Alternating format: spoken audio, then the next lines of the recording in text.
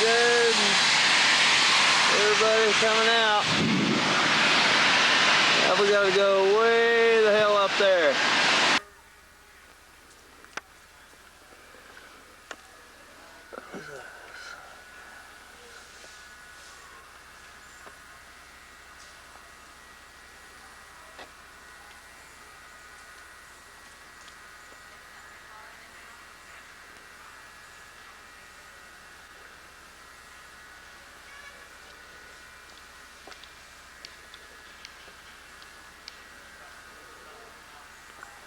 In danger. Osage Indians are hostile and pose a great threat to friends. Osage is wanted to destroy this boat.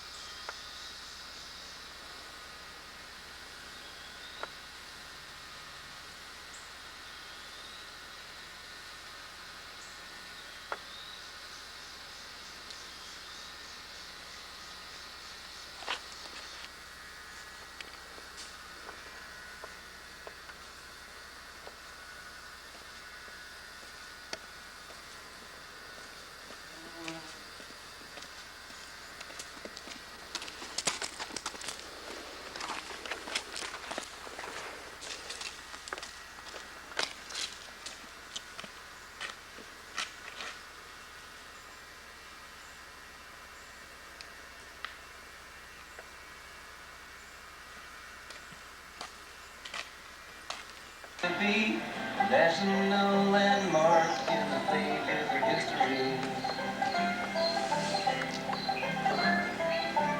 Twixt the rivers of stone, flow the memories of these sins. The woodlands of Arkansas sturdily awaits for the new pioneer to meditate. Arkansas, Arkansas. Coast. Indian settlers, pioneers, and boats.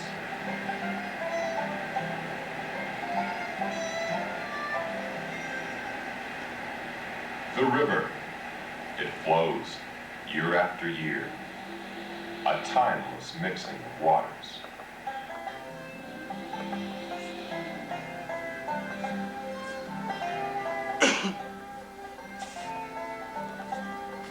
Many a craft has traveled along this river. Steamboats, towboats, with their cargoes of oil, coal, cotton, and grain. This river has carried them all, providing easy passage to those that follow its waters. This is the Arkansas River. A few miles downstream, it mingles with the Mississippi, and from there flows into the Gulf of Mexico. It remains important as a transportation route even today. But years ago, this river was vital for the development of trade. The river and fertile land around it were a focal point for political struggles. Indians were the first inhabitants of the area, now known as Arkansas. The land was good to them, yielding maize, beans, and squash. The river was also good to them, providing fish, shellfish, and fresh water to drink. There was abundant wildlife, bear, beaver, and deer. The Indians hunted for food and made weapons and tools from bone, wood, and stone. The women worked with clay, and made cloth and baskets with intricate woven designs.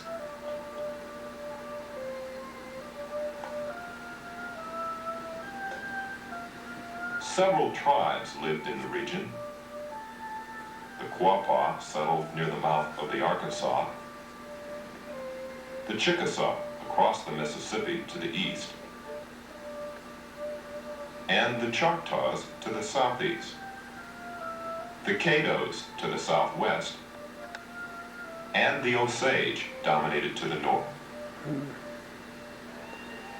Osage were mean bastards. Tribal rivalry often erupted into fierce wars, but the greatest devastation was caused by European settlers and disease. White bastards. The white bastards. The European interest in this land around the Arkansas River began with the arrival of the Spanish in their quest for gold. Soon after, the fur trade along the Mississippi and its tributaries attracted French adventurers to the region. Indians bartered their furs and hides in exchange for French knives, muskets, and cloth. Relationships between the French and the local Indians were usually friendly. While most of the tribes traded with the French, some raided the post in desperate attempts to drive the Europeans away and reclaim their woods and prairies.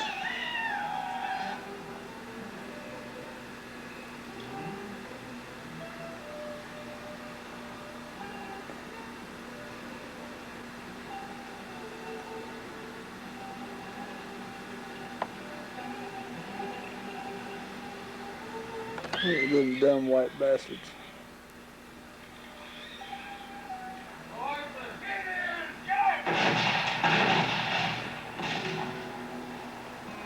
Here we are.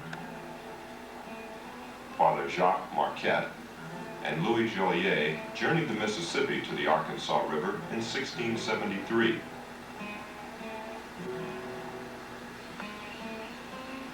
By 1682, Robert Cavalier, Sieur de La Salle, conducted a voyage down the river and claimed Arkansas for the King of France. La Salle spent a brief period of time with the Quapaw. Henri de Tonty, lieutenant of La Salle, returned in 1686 under the command of La Salle and raised a great cross, establishing the first Arkansas post. The post was moved upriver to its present site in 1752. The struggle for the land along the Arkansas extended far beyond the aspirations of the French and Indians. The Spanish also recognized the advantages of controlling trade on the river, and as a result of European politics, Arkansas Post suddenly became a Spanish possession.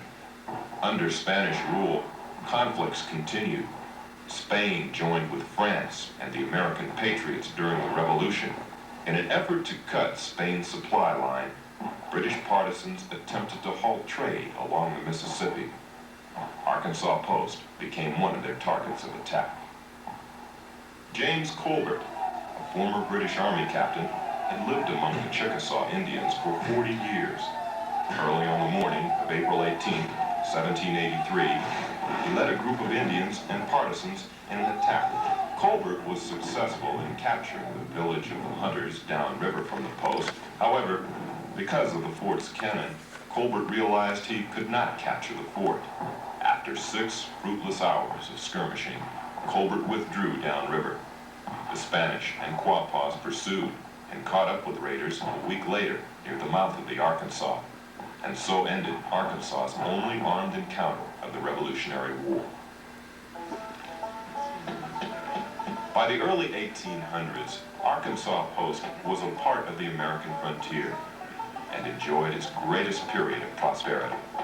Merchants expanded the lucrative fur trade which the Europeans had started.